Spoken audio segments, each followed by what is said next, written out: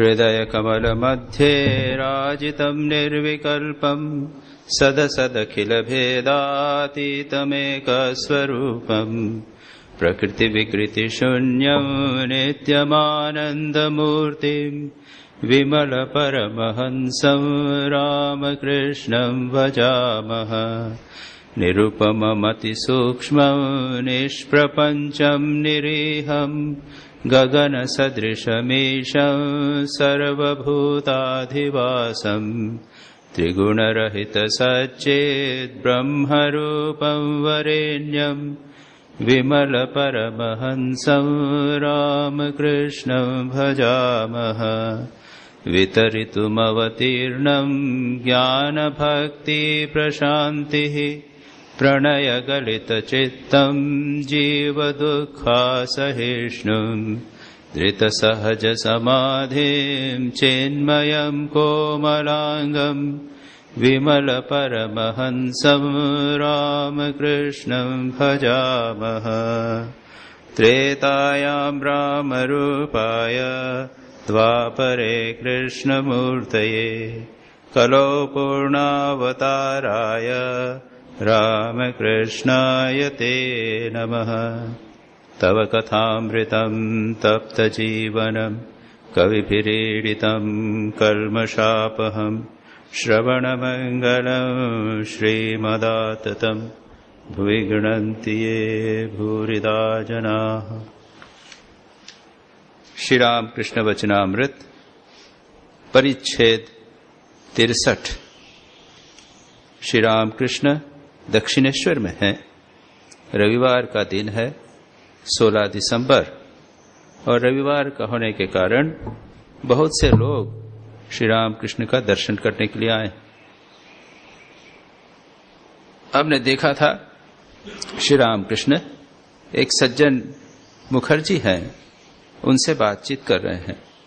उन्होंने एक बड़ा अच्छा प्रश्न किया था, ऐहिक और पारमार्थिक में क्या अंतर है? What is the difference between sacred and secular? उस पर हमने विस्तार से विचार किया था और श्री रामकृष्ण कहते हैं कि ज्ञानी की अवस्था में सैक्रेट और सेक्युलर में कोई अंतर नहीं रहता। और उन्होंने दृष्टांत दिया था, दशरथ ने राम का दृष्टांत दिया था। जब राम को वैराग्य हुआ तब दशरथ ने वशिष्ठ को भेजा था और उनसे यह पूछने का प्रयत्न किया था। यही प्रश्न था कि संसार जिसे आप सेक्युलर संसार कहते हैं और भगवान, उसमें अंतर है क्या?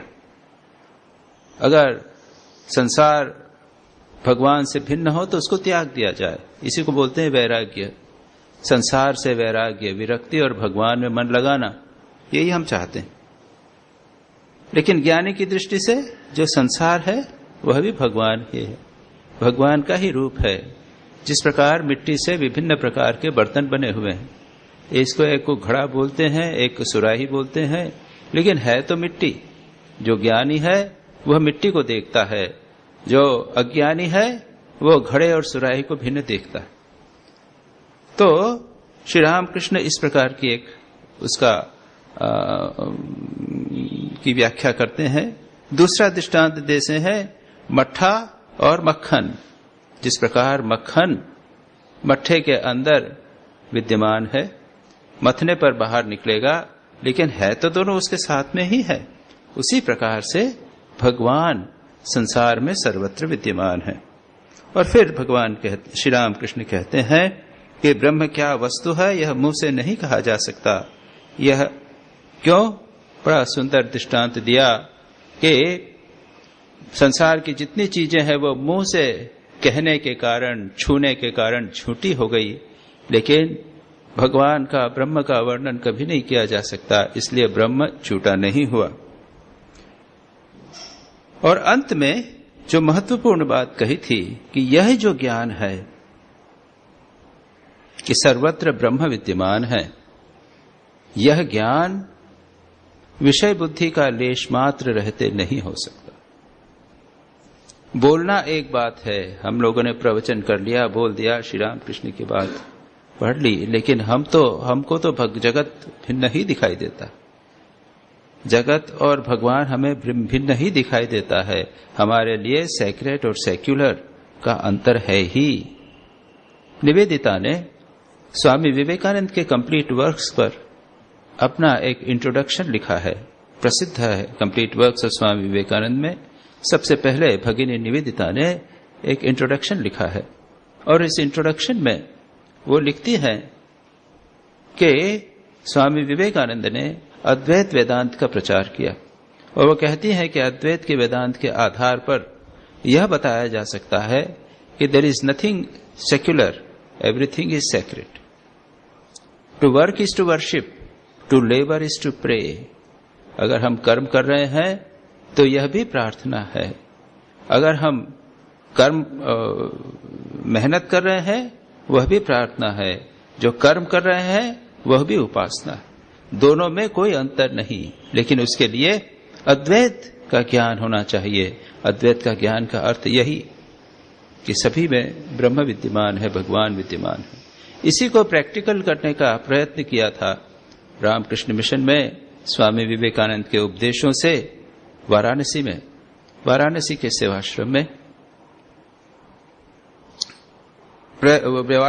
सेवाश्रम में रोगियों को सेवा करते थे भगवान समझकर। उनको जो खाना खिलाया जाता था वो देवता को भोग लगता था, और उसके बाद जो हम लोग खाते थे वो मानो प्रसाद होकर खाया करता था। उसका प्रिलिमिनरी फर्स्ट अग्रभाग उनको लगता था।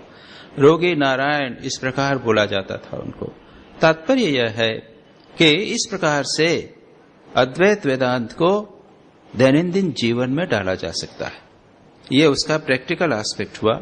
लेकिन ठीक ठीक उसकी प्रतिष्ठा जब तक पूर्ण रूप से निर्वासना हम नहीं हो जाते, विषय वासना जब तक पूरी तरह चली नहीं जाती, तब तक यह संभव नहीं होगा। इसके आगे हम पढ़ें। श्री रामकृष्ण फिर मुखर्जी से कह रहे हैं, तुम्हारे धन संपत्ति है फिर भी तुम ईश्वर को भी पुकारते हो, यह बहुत अच्छा है। गीता में है, जो लोग योग भ्रष्ट हो जाते हैं वही भक्त होकर धनी के घर में जन्म लेते हैं। श्री रामकृष्ण ने एक महत्वपूर्ण बात कही, और हम आगे देखेंगे कि अद्वैत वेदांत के साथ में दैनंदिन जीवन में एक गृहस्थ किस प्रकार से रह सकता है, उसको श्री रामकृष्ण फिलोसॉफिकल दृष्टि से, दार्शनिक दृष्टि से उसके आधार हमें यहां पर प्रदान करते हैं। कहा है, तुम्हारे धन संपत्ति है फिर भी तुम ईश्वर को पुकारते हो। यह बहुत संसार में धन संपत्ति होने पर लोग उसमें विलीन हो जाते हैं, उसमें फंस जाते हैं, और उसके बाद उसके आगे भगवान में मन नहीं लगता। स्वामी विवेकानंद कहते थे कि अगर बहुत अच्छी धन संपदा हो तो भी भगवान में नहीं लगता, और अत्यंत निर्धन होवे तो बेचारा रोजगार में ही सारा समय चला जाता है, और अगर बहुत धन हो तो भोग में, धन की व्यवस्था सुरक्षा में ही सारा जीवन चला जाता है। तो जो भक्त हैं उनके जीवन में थोड़ा धन संपत्ति हो तो ठीक है, अच्छा है, और उसके बाद में जो ऐसे लोग भगवान में मन लगाते हैं, श्री रामकृष्ण उनकी प्रशंसा करते हैं। जो लोग योग भ्रष्ट हो जाते हैं वही भक्त होकर धनी के घर में जन्म लेते हैं। और मुखर्जी अपने मित्र से साहस्य भगवद गीता का वह श्लोक का कुछ अंश बोलते हैं, शुचीनाम श्रीमताम गेहे योग भ्रष्टो अभिजायते। पवित्र लोगों के और श्रीमान धन संपत्ति वाले लोगों के घर में योग भ्रष्ट उत्पन्न होता है। ये श्री रामकृष्ण यहां पर मुखर्जी उस बात को जो श्री रामकृष्ण ने कहा उसको उन्होंने शास्त्र प्रमाण के द्वारा बताया। और भी भगवान वहां पर कहते हैं, अथवा योगिनामेव कुले भवति, इस प्रकार का है कि जो अगर और भी कोई श्रेष्ठ योग भ्रष्ट होवे तो वह योगियों के कुल में जन्म लेता है। और दूसरा व्यक्ति धनी और श्रीमत, बुद्धिमान और समझदार लोग, श्रीमान तो हैं, धन वाले हैं, लेकिन उसके साथ ही साथ वे लोग सज्जन हैं। ऐसे लोगों के यहाँ पे उसका जन्म होता है। श्री रामकृष्ण आगे कहते हैं, वे चाहे तो ज्ञानी को संसार में भी रख सकते हैं, उन्हीं की इच्छा से यह जीव प्रपंच हुआ है। वे इच्छामय हैं। श्री रामकृष्ण कहते हैं कि भगवान अगर चाहे तो ज्ञानी को संसार में रख सकते हैं, उन्हीं की इच्छा से सब कुछ हुआ है। भगवान की इच्छा जो कुछ चाहे वो कर सकते हैं। ये एक सिद्धांत है वैष्णवों का, भक्तों का, कि भगवान इच्छामय है, अपनी इच्छा से सारे जगत को चलाते हैं। मुखर्जी साहब से पूछते हैं, और यहां से फिर एक फिलॉसफिकल दृष्टिकोण चालू होता है। मुखर्जी पूछते हैं, उनकी फिर कैसी इच्छा? क्या उन्हें भी कोई अभाव है? उन्हें भी कोई अभाव है क्या? क्योंकि इच्छा यदि किसी की होवे, मतलब यह है कि उसकी अनिच्छा, उसकी कुछ डिजायर है, इनकम्प्लीटनेस है जीवन में। श्री रामकृष्ण सहास्य हंसते हुए कहते हैं, इसमें दोष ही क्या है? अगर इच्छा भी होवे तो क्या दोष है? श्री रामकृष्ण का अपने ढंग से कहने का एक अद्भुत तरीका है। पानी स्थिर रहे तो भी वह पानी है, और पानी स्थिर रहे तो भी वह पानी है, और जीव जगत क्या है? क्या मिथ्या है? तरंगे उठने पर भी वह पानी ही है। सागर, बिना लहरों के सागर, वह भी सागर, और लहर उठे तो भी सागर। भगवान रूपी सागर में अगर निर्गुण निराकार रहा तो भी सागर, अब सगुण साकार हुआ तो उसमें तो इच्छाएं उठेंगी। कभी कभी एक मजेदार प्रश्न पूछा जाता है, भगवान अगर सर्वशक्तिमान है तो क्या वह ऐसा पत्थर बना सकता है जो वो खुद न उठा सके? आपको मालूम है इसको प्रश्न मैंने एक बार यहां पे उठाया भी था। भगवान अगर सर्वशक्तिमान है और सब कुछ कर सकता है तो क्या वो ऐसा पत्थर बना सकता है जो खुद न उठा सके? इसका क्या उत्तर? ये उत्तर संतों ने भी इस पर विचार किया, ऐसा नहीं कि ये मजाक का प्रश्न है। ये भगवान और अवतार के तत्व को प्रकट करने वाला वो ये है कि हां, भगवान ऐसा पत्थर बना सकता है। वो बनाएगा, फिर उठाएगा कैसे? अगर वो सर्वशक्तिमान है तो कैसे उसको वो उठा नहीं सकेगा? अवतार जब लेता है तो अपनी सीमाओं को, शक्ति को सीमित कर लेता है। भगवान सर्वशक्तिमान, सर्वज्ञ, सब कुछ कर सकते हैं, लेकिन जब श्री कृष्ण के रूप में होए तो अपने नंद बाबा का जो पीढ़ा जिसके बैठने वाला स्टूल है उसको उठाने में उनको तकलीफ हो रही, छोटे बच्चे के रूप में। तो श्री रामकृष्ण ये कहते हैं कि भगवान के नाना रूप हो सकते हैं। वो शक्तिमान भी है, मानो पानी स्थिर रहे तो भी वह पानी है, और जीव जगत यह जो है वह भी मानो तरंगे। वही बात श्री रामकृष्ण ने जो कहा था कि जो ब्रह्म निर्गुण निराकार, वही संसार का उसने रूप लिया है। सांप चुपचाप कुंडली बांधकर बैठा रहे तो भी वह सांप है, और तिर्यक गति हो, टेढ़ा मेढ़ा चलना लगे तो भी वह सांप है। बाबू जब चुपचाप बैठे रहते हैं तब वे जो मनुष्य हैं वही मनुष्य वे उस समय भी हैं जब वे काम करते हैं। जीव प्रपंच को अलग कैसे कर सकते हो? ये संसार से, भगवान से अगर जीव प्रपंच को अलग कर दिया जाए, जैसा अद्वैत वेदांत या मायावाद वाले कहते हैं ये सब माया है, मिथ्या है, ब्रह्म है, वो जगत से भिन्न है इत्यादि, श्री रामकृष्ण का दृष्टिकोण उससे भिन्न है। ये बात श्री रामकृष्ण बार बार कहते हैं। वो एक समन्वय, integration between the two aspects उन्होंने करने का प्रयत्न किया है। जीव प्रपंच को कैसे अलग कर सकते हो? इस तरह वजन तो घट जाएगा। बेल के बीज और खोपड़ा निकाल देने से पूरे बेल का वजन ठीक नहीं उतरता। बेल, जो श्री रामकृष्ण कहते हैं कि जब बेल हम खाते हैं तो उसमें सिर्फ गूदा खाते हैं, बीज और उसका जो खोपड़ा है उसको निकाल देते हैं। उसका खोपड़ा, उसके जो फाइबर होते हैं उसको सब निकाल देते हैं। लेकिन अगर बेल को वजन करना हो तो पूरा बेल ही करते हैं। तात्पर्य क्या है कि नेति नेति करके जगत को आपने निकाल तो दिया, ये ब्रह्म नहीं है, ब्रह्म नहीं है, ये ब्रह्म नहीं है। ये कर दिया, लेकिन बाद में उसको फिर स्वीकार करना पड़ा। ये श्री रामकृष्ण का एक विशेष दृष्टिकोण है। आद्या ये यहाँ पे इस पूरे में अलग अलग प्रकार से उसको बात बताते हैं। ब्रह्म निर्लिप्त है, सुगंध और दुर्गंध वायु से मिलती है, परंतु वायु निर्लिप्त है। ब्रह्म शक्ति और शक्ति अभेद है, ये बात। वेदांत, अद्वैत वेदांत कहता है ब्रह्म अलग है, शक्ति मिथ्या। श्री रामकृष्ण इस बात को स्वीकार नहीं करते। यहां तक कि उन्होंने अपने गुरु तोतापुरी महाराज, जो अद्वैत वेदांत के में प्रतिष्ठित थे, उनको भी यह बात मानो मनवाई थी। आप जानते हैं वो घटना कि तोतापुरी महाराज नागा सन्यासी थे। इधर कुरुक्षेत्र से लधाना करके एक स्थान है, वहां पर उनका मठ था। हम गए, उनको देखा है। पुराना पुरी संप्रदाय का एक मठ है, नागा संप्रदाय का। और ये नागा सन्यासी 40 वर्षों तक कठोर तपस्या की थी। घूमते घूमते ये दक्षिणेश्वर पहुंचे। वहां पर उन्होंने डेरा बनाया, क्योंकि वहां पर साधु सन्यासियों को खाने पीने की बड़ी अच्छी व्यवस्था थी। और श्री रामकृष्ण को जब उन्होंने देखा तो उनको लगा कि ये वेदांत के उत्तम अधिकारी हैं, और उन्होंने अद्वैत वेदांत में दीक्षित किया। श्री रामकृष्ण ने उनके निर्देश अनुसार अहम ब्रह्मास्मि पर विचार किया, और उसके बाद निर्विकल्प समाधि में वे लीन हो गए। लेकिन निर्विकल्प समाधि में लौटने के बाद में श्री रामकृष्ण फिर वो जय मां जय मां जय मां किया करते थे। वही तोतापुरी को बड़ा आश्चर्य होता था कि ये कैसा है, निर्विकल्प समाधि हो गई।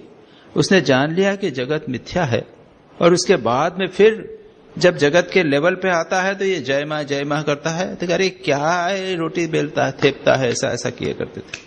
श्री रामकृष्ण ताली बजाता था तो हमारे यहाँ पे इधर तो हाथ से ऐसी रोटी बेलते हैं ना, तो अरे क्या रोटी बेलता है।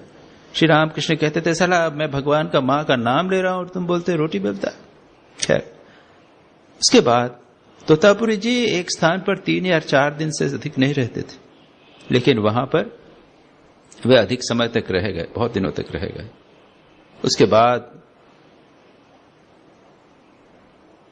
एक दिन ध्यान कर रहे थे, पेट में दर्द हुआ। बंगाल का पानी, वो तो जैसा भी है, इनका पंजाब का शरीर, रोटी वाला शरीर, वहां पे खाने पीने की व्यवस्था नहीं। पेट में दर्द हुआ और वे ध्यान नहीं कर सके। अब ये पक्के वेदांती, उन्होंने ये जान लिया कि ये शरीर मिथ्या है, पक्का जान लिया। और उनको लगा क्या, इस शरीर के कारण मैं ध्यान नहीं कर पा रहा हूं, इस शरीर को त्याग कर। और वो गंगा में उस शरीर को त्याग करने के लिए चले। एक इस तरफ से चले और दूसरी तरफ तक चले गए, लेकिन डूबने लायक पानी नहीं मिला। आप लोगों ने कलकत्ता की गंगा देखी तो उसमें जहाज चलते हैं, स्टीमर चलते हैं, याद रखिए, वो बहुत गहरी है। लेकिन उस दिन क्या हुआ, वो इस स्थान से दूसरे उधर किनारे तक निकल गए, उनको डूबने का पानी टाइम नहीं मिला। इस तरफ से वापस आए, पानी नहीं मिला। एक मिराकल हो गया और वो कह उठे, ये कैसी देवी माया। और अचानक उनको एक फ्लैश ऑफ, जिसे कहते हैं ना, ज्ञान का एक आलोक हुआ। क्या हुआ, उनको पता चला कि यह जो, जब तक हम माया के राज्य में हैं तब तक शक्ति को स्वीकार करना पड़ेगा। अद्वैत वेदांत इस शक्ति को माया समझकर उसको निगेट करता है, उसको अस्वीकार करता है। लेकिन यहां पर इस दृष्टांत के द्वारा मानो स्वामी श्री रामकृष्ण ने तोतापुरी महाराज को यह अनुभव करवाया कि भगवान, ये ब्रह्म भी सत्य है, और जब तक आप शक्ति के राज्य में हैं तब तक शक्ति भी है, उसको भी मानना पड़ेगा। और उसके बाद में दूसरे दिन तोतापुरी महाराज उनको लेकर श्री रामकृष्ण तोतापुरी जी ने कहा श्री रामकृष्ण को कि भाई, इतने दिन मैं मंदिर नहीं गया था, तुम्हारी माँ को मैं स्वीकार नहीं करता था, आज मैं तुम्हारी माँ को स्वीकार करता हूं, मुझे लेकर चलो। बड़ा सुंदर मार्मिक है। और उसके बाद श्री रामकृष्ण और उनके गुरु तोतापुरी जी दोनों काली मंदिर में गए और काली को उनको प्रणाम किया। स्वामी श्री रामकृष्ण ने यही बात स्वामी विवेकानंद भी चाहते थे। स्वामी विवेकानंद भी ये काली को स्वीकार नहीं करते थे और मूर्ति बांधते थे। ये सब वो फालतू है, मन का भ्रम है। स्वामी श्री रामकृष्ण के साथ बहुत बहस इत्यादि किया करते थे।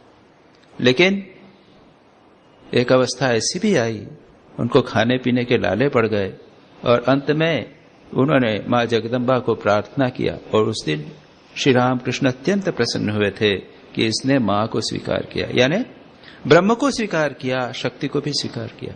जब तक हम शक्ति के दायरे में हैं तब तक हमें शक्ति को स्वीकार करना पड़ेगा, यह बात। और श्री रामकृष्ण यही कहते हैं, ब्रह्म और शक्ति अभेद हैं, उसी आद्या शक्ति से जीव प्रपंच बना है। ये जगत जो है ये आद्या शक्ति में ही पड़ा है। जो सांप कुंडली मारकर बैठा हुआ वह तो ब्रह्म, और वही जब चलने फिरने लगा तब शक्ति उपहित ब्रह्म, दोनों के साथ कंबाइन। उसमें क्या अंतर है? ये श्री रामकृष्ण का एक बहुत महत्वपूर्ण फिलॉसॉफिकल प्रिंसिपल। मुखर्जी योग भ्रष्ट क्यों होते हैं? जब ये योग भ्रष्ट की चर्चा हुई थी, बोलते हैं श्री रामकृष्ण कहते हैं ना, जब मैं गर्भ में था तब योग में था, पृथ्वी पर गिरते ही मिट्टी खाई, धाई ने तो मेरा नार काटा, पर यह माया की बेड़ी कैसे काटूं। ये जब जन्म होता है मानो योग से भ्रष्ट हो गए। ये एक कपलेट है जिसको यहां पर कहा गया है, लेकिन आगे बताया है योग भ्रष्ट क्यों होते हैं। कामनी कांचन ही माया है, माया मन से इन दोनों के जाते ही योग होता है।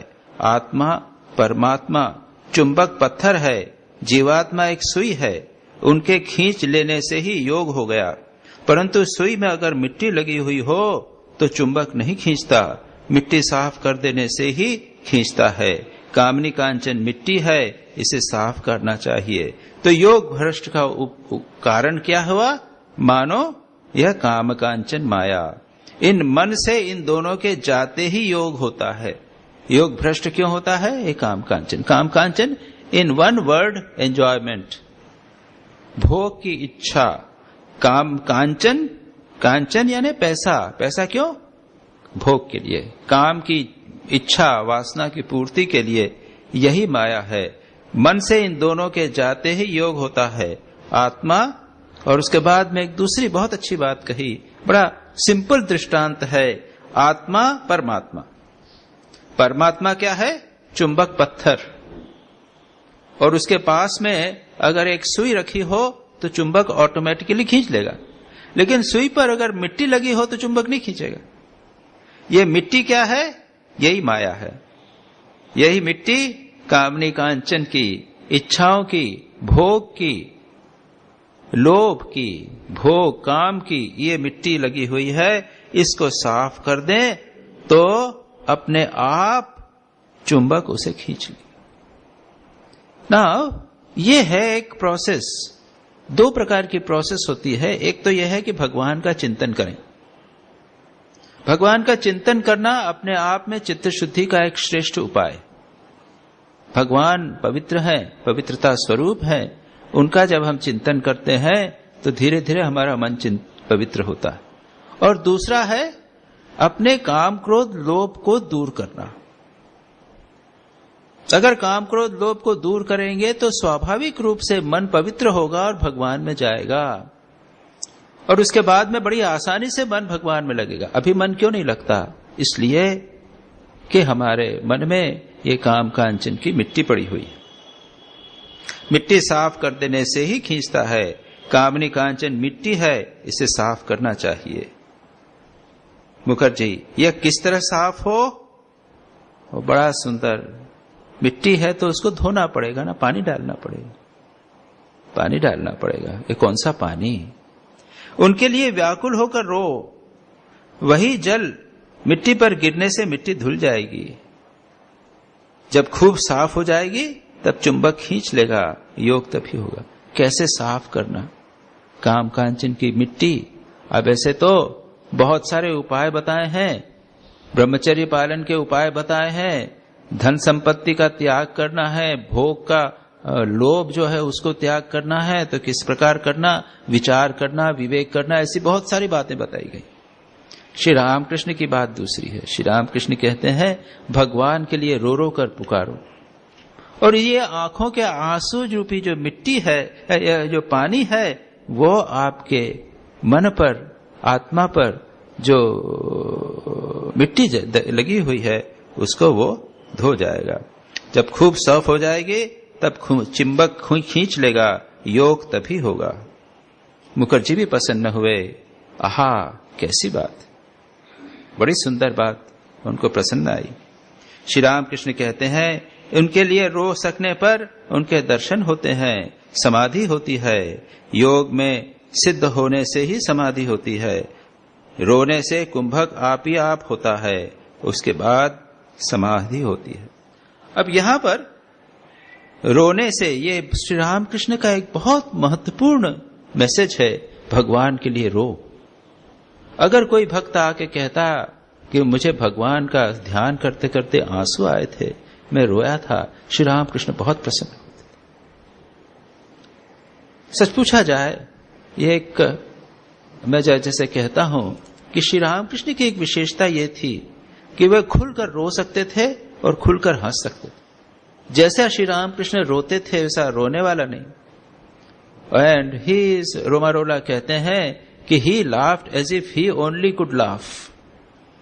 पूरे शरीर मन से रोना, पूरे शरीर मन से हंसना। बच्चे को आप देखिए, छोटा बच्चा तो रोता है तो बिल्कुल रोता है, उसका शरीर, देह, मन, प्राण पूरी तरह रोता है। हंसता भी है तो खुलकर पूरी तरह हंसता है। ऐसा होना चाहिए। और आज के युग में हम लोगों ने ये रोने और हंसने की जो क्षमता है उसको हमने गंवा दिया, हमें रही नहीं है, और इसी के कारण हमारे के जीवन में टेंशन। अगर हम खुलकर रो सकें, देखेंगे इमोशन जो जमे हुए थे अंदर, भावनाएं जो हमारी सप्रेस रहती हैं, वो सब निकल जाएंगी और हम फ्री हो जाएंगे। और जैसे जैसे हम फ्री होंगे मन से, हमारे भीतर जो कुंठाएं हैं वो रोने से जितनी दूर होंगी, उतना हम भगवान के निकट जाएंगे। तो ये बिल्कुल ठीक बात है। रोने से हमारे ऊपर जो काम कांचन जमा हुआ है, कुंठाएं जमे हुए हैं, कॉम्प्लेक्सेस जमे हुए हैं, कॉम्प्लिकेशंस, इमोशनल सप्रेशंस, ये जो भी आप बताइए, ये सब जमे हुए हैं। अगर भगवान के लिए कोई रोवे तो वो सब दूर हो जाए, और उसके बाद भगवान का दर्शन। श्री रामकृष्ण ये बहुत महत्वपूर्ण बात बार बार कहते हैं। उनके लिए रो सकने पर उनके दर्शन होते हैं, समाधि होती है। योग में शुद्ध होने से ही समाधि होती है। रोने से कुंभक आप ही आप होता है, उसके बाद समाधि। एक उपाय और है, ध्यान। सहस्रार कमल मस्तक में विशेष रूप से शिव का अधिष्ठान है, उसका ध्यान करना। शरीर आधार है और मन बुद्धि जल। इस पानी पर उस सच्चिदानंद सूर्य का प्रतिबिंब गिरता है। उसी बिंब सूर्य का ध्यान करते करते उनकी कृपा से यथार्थ सूर्य के भी दर्शन होते हैं। अब दूसरा उपाय देता, याद रखिए, कोई व्यक्ति भावुक नहीं है, वो भक्त नहीं है, भगवान के लिए रो नहीं सकता, तो योगी है। क्या उसके लिए उपाय नहीं है? एक विचार मार्ग भी है। विचार मार्ग, राम का जो मार्ग बताया, विचार का मार्ग, ये जगत जो है वो भगवान से भिन्न नहीं है, विचार का मार्ग। उसके बाद यहां पर जो मार्ग बताया जा रहा है वो भक्ति का मार्ग बताया, भगवान के लिए रोना। और अब तीसरा मार्ग श्री रामकृष्ण कहते हैं ध्यान, और उसका विस्तार करते हुए कहते हैं सहस्रार कमल मस्तक में विशेष रूप से शिव का अधिष्ठान, उसका ध्यान। तंत्रों के अनुसार ये बताया गया है कि हमारी जो रीढ़ की हड्डी है, ये सुषुम्ना नाड़ी है, इसके अंदर विभिन्न चक्र हैं, मूलाधार, स्वादिष्ठान, मणिपुर इत्यादि जो चक्र हैं। और उसके बाद में अंतिम जो चक्र है वो सहस्त्र दल, 1000 पेटल लोटस, उसको कहते हैं यहाँ पे सहस्रार, उसके ऊपर शिवजी विराजमान है। शिवजी का ध्यान हो, शिवजी उसमें विशेष रूप से शिव का अधिष्ठान है, उसका ध्यान। अब फिर आगे कहते हैं शरीर आधार है, मन बुद्धि जल है। यह जो शरीर है ये मानो एक बर्तन, और मन क्या है, उसमें जल है, यानी एक रिसेप्टिकल हो गया। और उसमें बड़ा सुंदर उपमाएं, उदाहरण दिए जा रहे हैं। इस जल पर सच्चिदानंद सूर्य का बिंब पड़ रहा है। हमारे शरीर रूपी बर्तन में, इस मन में जो जल है उसमें सच्चिदानंद का प्रतिबिंब पड़ रहा है। भगवान का ध्यान हम कहां करते हैं? अपने मन में करते हैं, मन ही मन करते हैं। तो ये मन मानो आधार है जिसमें भगवान का ध्यान हो रहा। सच्चिदानंद सूर्य का बिंब करता है, उसी बिंब सूर्य का ध्यान करते करते उनकी कृपा से यथार्थ सूर्य के भी दर्शन होते हैं। भगवान का ध्यान अपने हृदय में, अपने मन में कीजिए। धीरे धीरे आगे उसी को करते करते अंततो गत्वा सच्चिदानंद को प्राप्त किया जा सके। यह जो ध्यान कर रहे हैं तो ये किसी प्रतीक को लेकर कर रहे हैं। यह प्रतीक किसी दूसरे का सिंबल है, उसको धीरे धीरे ध्यान करते करते अंततो गत्वा हम सच्चिदानंद को प्राप्त करेंगे। अब ये बहुत ऊंची बातें तो हुई, अब श्री रामकृष्ण दूसरी महत्वपूर्ण बातें कर रहे हैं। परंतु संसारी मनुष्यों के लिए तो सदा साधु संघ की आवश्यकता है। यह सभी के लिए आवश्यक है, सन्यासियों के लिए भी, परंतु संसारियों के लिए यह विशेष आवश्यक है। उन्हें रोग लगा ही हुआ है, कामनी कांचन में सदा ही रहना पड़ता है। ये एक बहुत महत्वपूर्ण बात है और अनफॉर्चुनेटली इस बात के संबंध में हम लोग अधिक सजग नहीं हैं। We are not very careful about it. ये श्री रामकृष्ण बार बार महत्व देते हैं, सभी जगह महत्व देते हैं। अभी कहा पार्वती ने पर्वतराज से कहा था अगर ब्रह्म ज्ञान चाहते हैं तो साधुओं का संग कीजिए। आश्रम में आते हैं लोग और उसके बाद आके भी वहां पे न्यूज़पेपर का संग करते हैं। कहा यहां पे आए तो साधु संग करना, संतों से बात करना, भगवान की चर्चा करना, आश्रम में मंदिर में बैठना, श्राइन में बैठना, वहां पे अच्छे मैगजीन है उसमें कुछ पढ़ना, वो न करके और संसारी चर्चा करना। ये तो उल्टा हुआ। साधु यहां आकर यहां पे दुस्संग का वातावरण फैलाना। कभी कभी मुझे बड़ा दुख होता है कि आश्रम में भजन हो गए, राम नाम संकीर्तन हो गया, सब पूरा हो गया, उसके बाद में लोग निकलते हैं, निकलने के बाद में वही विषयी चर्चा, संसारी चर्चा बाहर खड़े होकर उसको वापिस करते हैं। वो जो भाव है उसको बनाए नहीं रखते, वो भाव बनाए नहीं रखते। वो बैठे हुए हैं, जोर जोर से बात कर रहे हैं, भीतर बैठे जो लोग हैं वो ध्यान कर रहे हैं। ये नहीं करना चाहिए। इस एटमॉस्फेयर का, इस वातावरण का उपयोग करना चाहिए। श्री रामकृष्ण कहते हैं संसारी लोगों के लिए तो है ही, सन्यासियों के लिए भी। सन्यास होने से मात्र से सब बात पूरी नहीं हो जाती। ये तो आध्यात्मिक जीवन जो है, there is no limit to spiritual realisation, no limit to spiritual experience.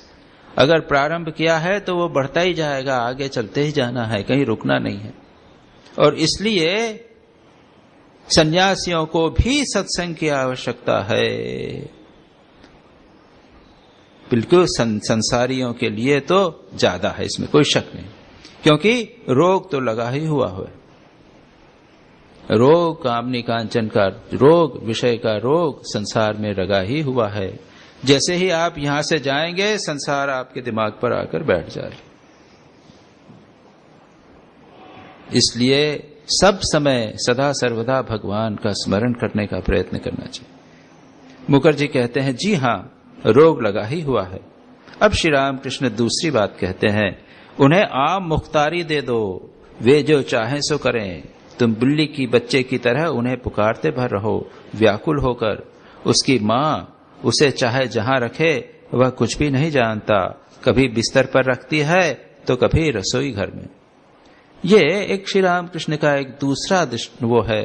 कुछ कुछ भक्तों के लिए ये उपदेश देते थे, अगर तुम कुछ नहीं कर पाते, संसार में फंसे हुए हो, वह सचमुच चाहते हो भगवान को लेकिन कुछ कर नहीं पाते, तब कहते हैं भगवान के ऊपर सरेंडर कर डालो, उनको पावर ऑफ अटॉर्नी दे दो, भगवान जैसा चाहे वो करे। लेकिन ये इतना आसान नहीं, अत्यंत कठिन।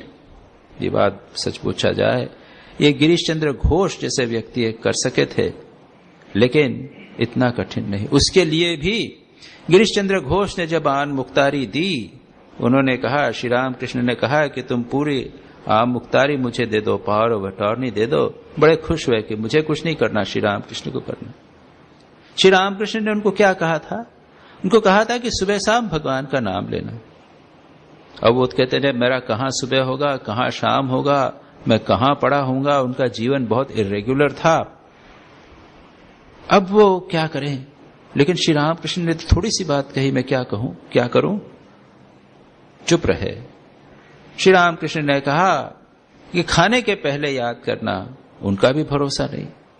गुरु को मैं बात दे दूं और उसके बाद मैं नहीं कर पाऊं तो बहुत बड़ी बात, बुरी बात होगी। तब श्री राम कृष्ण ने कहा कि फिर उनको तुम आन मुख्तारी दे दो, पावर ऑफ अटॉर्नी दे दो, भगवान करेंगे, तुम कुछ मत करो। बड़े खुश हुए, अब मुझे कुछ नहीं करना। लेकिन परिणाम क्या हुआ? उसका परिणाम यह हुआ कि पहले तो श्री रामकृष्ण ने कहा सुबह शाम भगवान का नाम लेना। अब निरंतर भगवान का ध्यान रहता था। अरे भगवान ने मेरा पावर ऑफ अटॉर्नी ले लिया है, मैं सब पूर्ण रूप से शरणागत हूं। जो भी काम करना है हमेशा ध्यान रहता था। कोई काम करना है, श्री रामकृष्ण ने कहा मैं ये काम करूंगा, उन्होंने कहा नहीं, तुम कैसे कह सकते, तुमने तो पावर ऑफ अटॉर्नी दे दी।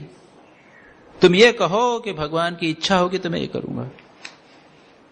बाद में तो ऐसी अवस्था हुई, उनकी पत्नी की मृत्यु हुई, उतने पुत्र की मृत्यु हुई, चुपचाप सहन किया, भगवान मुझे इसी रास्ते से ले जाए। तो ये आम मुख्तारी श्री रामकृष्ण कह तो दे रहे हैं, लेकिन ये सबसे कठिन मार्ग। हमारे पास हम में थोड़ी सी शक्ति है, साधना की शक्ति है, हम समझते हैं कि हम कुछ कर सकेंगे तो ये करें तो ठीक है। लेकिन आम मुख्तारी देना यानी कुछ नहीं करना, जो कुछ हो रहा है चुपचाप सहन करना, बड़ी भयानक स्थिति। इतना आसान है। श्री रामकृष्ण ने धीरे से कह दिया, लेकिन तुम बिल्ली के बच्चे की तरह उसने पुकारते भर रहो व्याकुल होकर। उसकी मां उसे जहां रखे वह कुछ भी नहीं जानता, कभी बिस्तर पर रखती है तो कभी रसोई घर में। वो कुछ नहीं जानता। बच्चे की मां, बिल्ली की मां जो है वो जहां चाहे वहां रखती है। कभी बिस्तर पे याद रखिए, कभी भगवान हमें अच्छे स्थान पर रखेंगे, कभी बुरे स्थान में रखेंगे, कभी सुख में रखेंगे, कभी दुख में रखेंगे। यू कैनॉट कंप्लेन, आप कुछ नहीं कह सकते। तो आम मुख्तारी देना, बिल्ली के बच्चे से भगवान के हाथ में होना इतना आसान। हमारी चॉइसेस रहती है, हमें बिस्तर में रहना चाहिए। हम वो जो चूल्हा है राख वाली ही जगह उसमें मैं नहीं रखना चाहते। माँ ने तो बिल्ली ने माँ बच्चे को उठा के उसमें रख दिया। जहां भगवान पर आम मुख्तारी, कंप्लीट सरेंडर का अर्थ है नो चॉइस। ये मन किसी भी प्रकार की कोई चॉइस नहीं।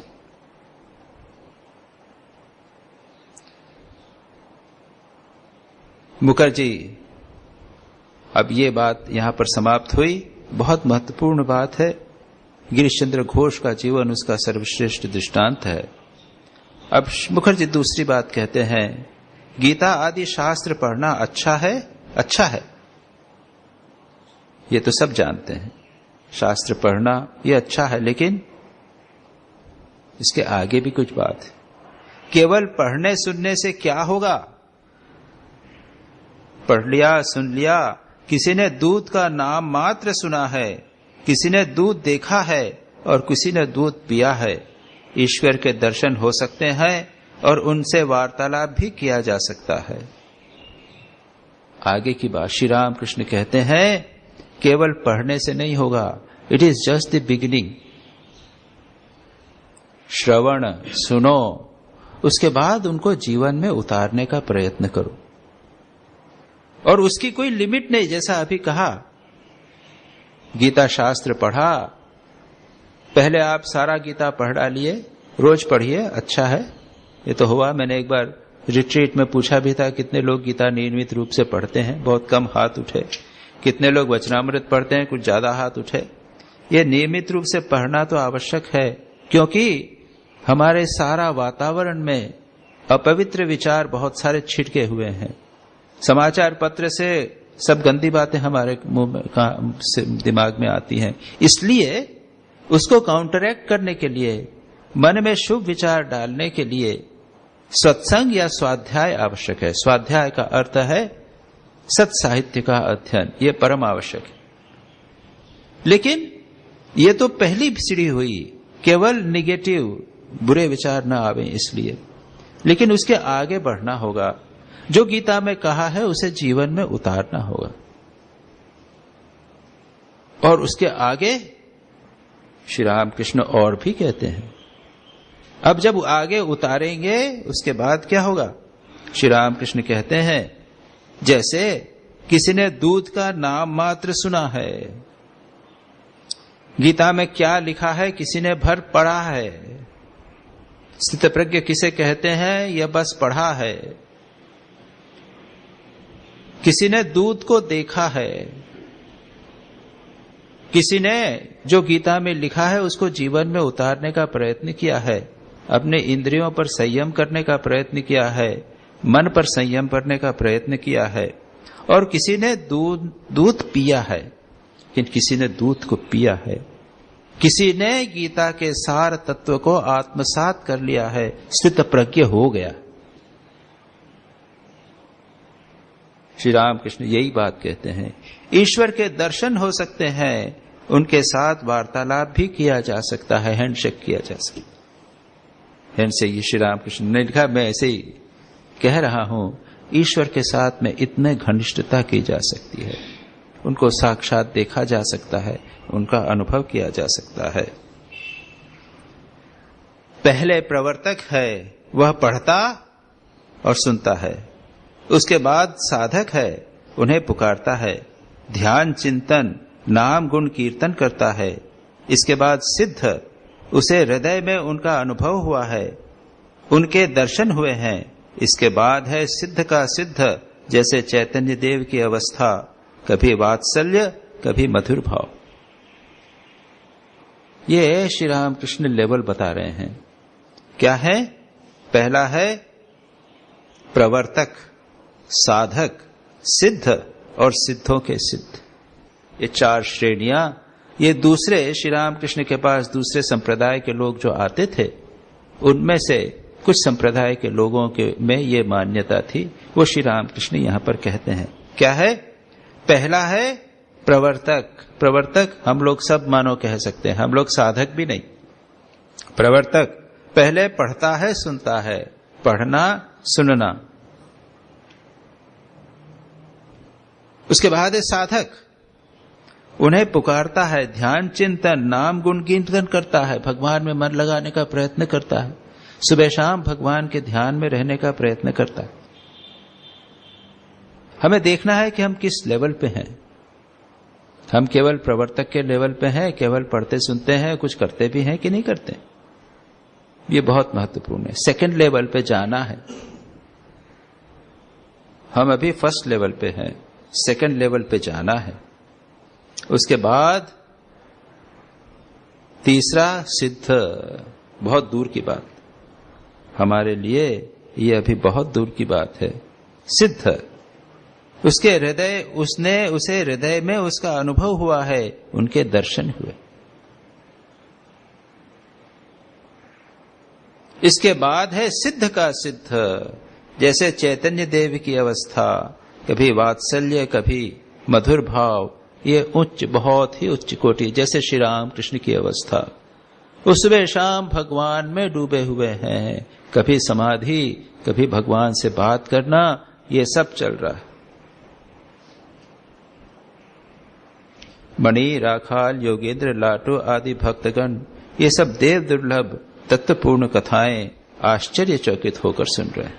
सचमुच इतनी सुंदर कथाएं हैं, और हम भी जब पढ़ते हैं तो आश्चर्यचकित हो गए।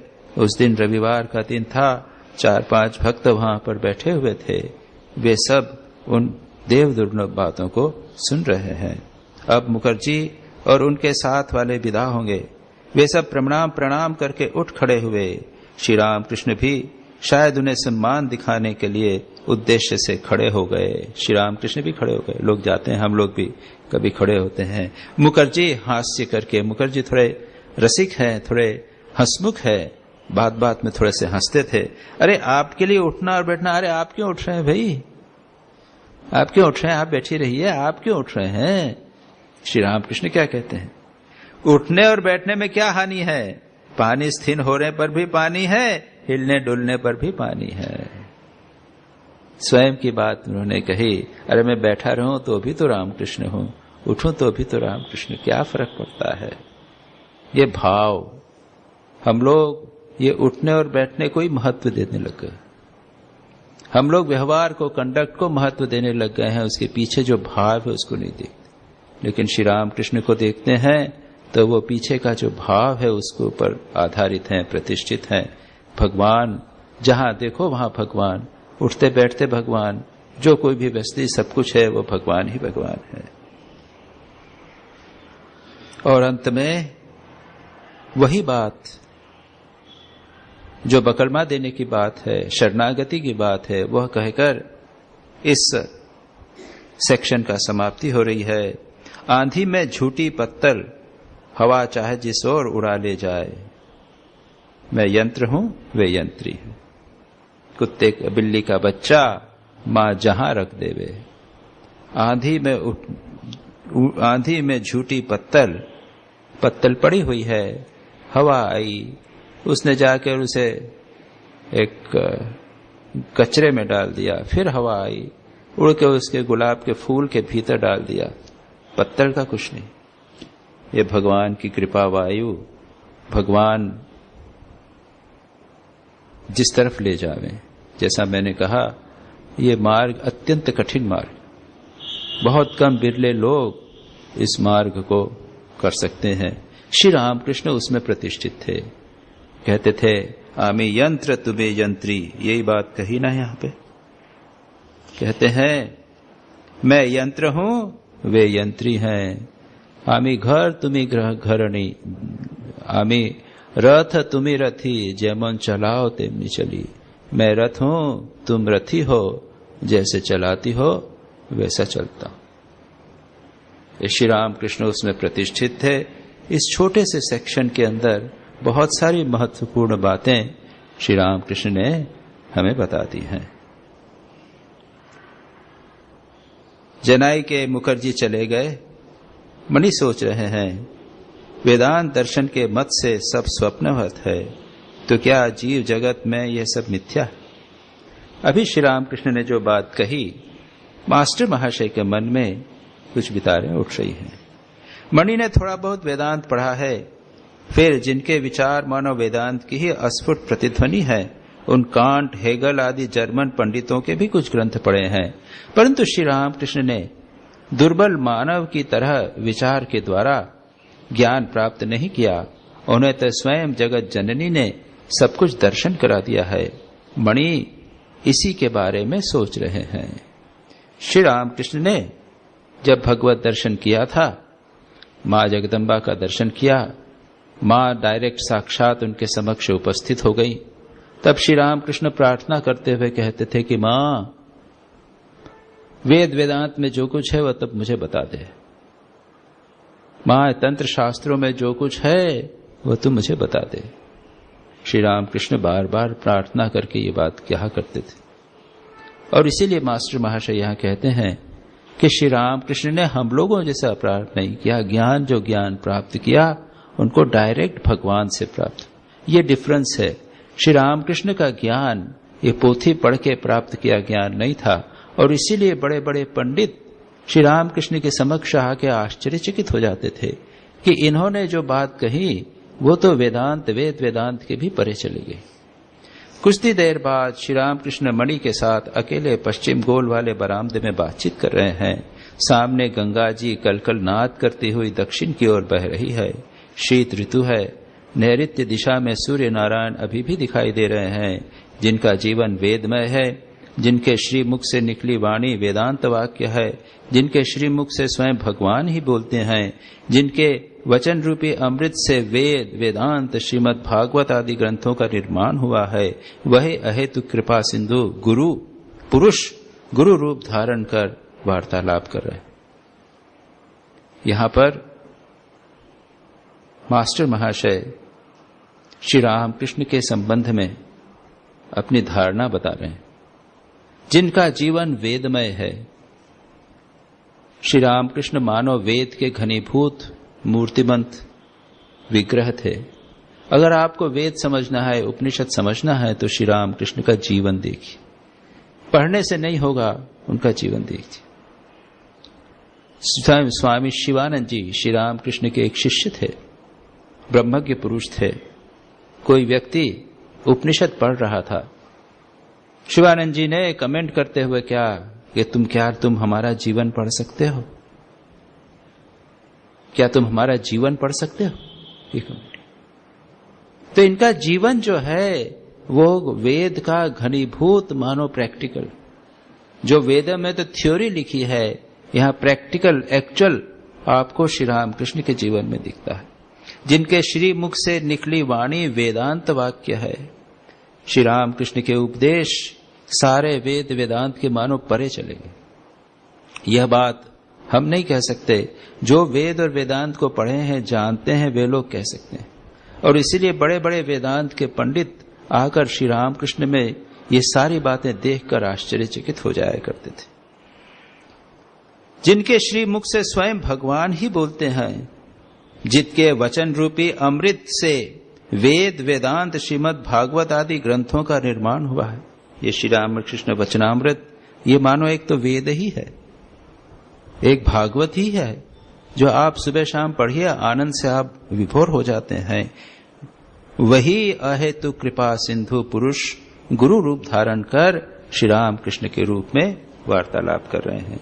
इसके आगे की चर्चा हम अगली बार करें।